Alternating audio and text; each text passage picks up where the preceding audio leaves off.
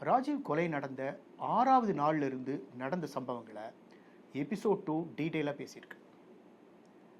சுபாஷ் Sundaram, LTT Prabhakaran, satanic force book, Baby Subramaniam, இவங்களுக்குள்ள இருக்க லிங்கை இந்த எபிசோட் ரொம்ப தெளிவாக நம்மக்கிட்ட பேசியிருக்கு. சைதாப்பேட்டையில் இருந்த ஃபோட்டோகிராஃபர் ஹரிபாபுவின் வீடு ராஜீவ் காந்தி கொலையில் ஒரு மையமான இடமாக, முக்கியமான இடமாக செயல்பட்டதை இந்த எபிசோடில் நம்ம பார்க்க முடியுது. ஹரிபாபுவின் கேமரா ராஜீவ்காந்தி கொலையின் முக்கியமான சாட்சியாக இருந்ததை எபிசோட் 1ல் நம்ம பார்த்தோம். போலீஸ் விசாரணை இந்த புள்ளியிலிருந்து தான் ஆக்சுவலாக தொடங்குச்சு.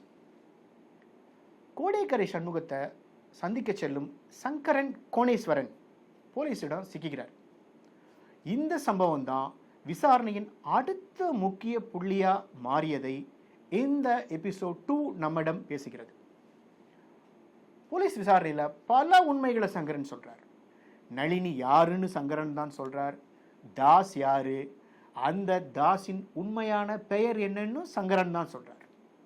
நளினி முருகனுக்கு இடையேயான உண்மையான உறவு என்னங்கிற விஷயத்தை சங்கரன் தான் ஓபன் பண்றார்.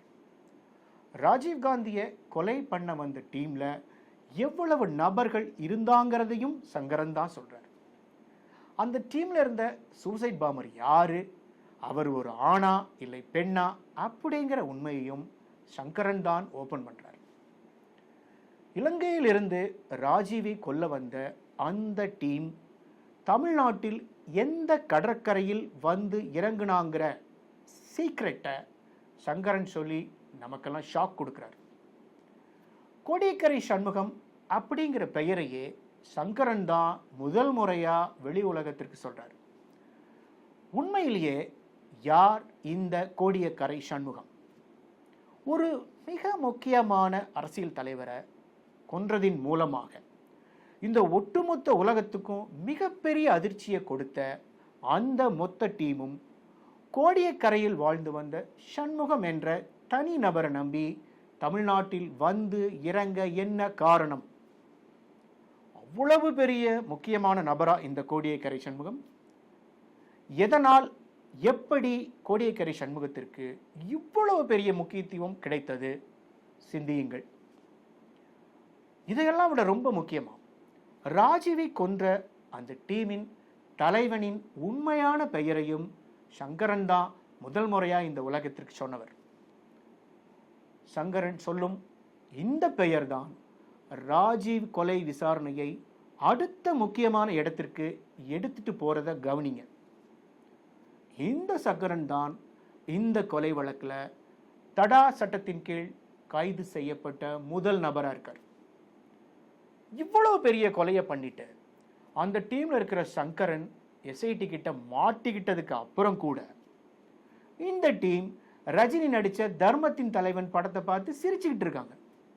இது என்ன மாதிரியான மன அமைப்பு, என்ன மாதிரியான உளவியல்?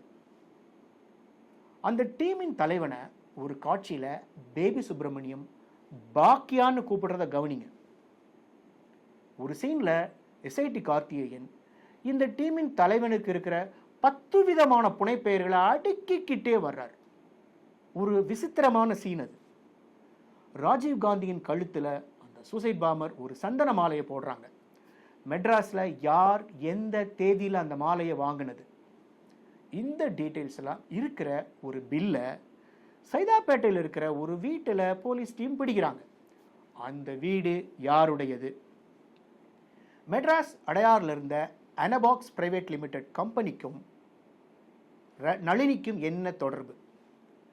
ராஜீவ்காந்தி கொலைக்கு பலவிதமான காரணங்களை இன்னைக்கு வரைக்கும் நம்ம சொல்லிக்கிட்டே இருக்காங்க. அதில் சில உண்மைகளும் சில பொய்களும் சில கற்பனைகளும் சேர்ந்து தான் இருக்கு.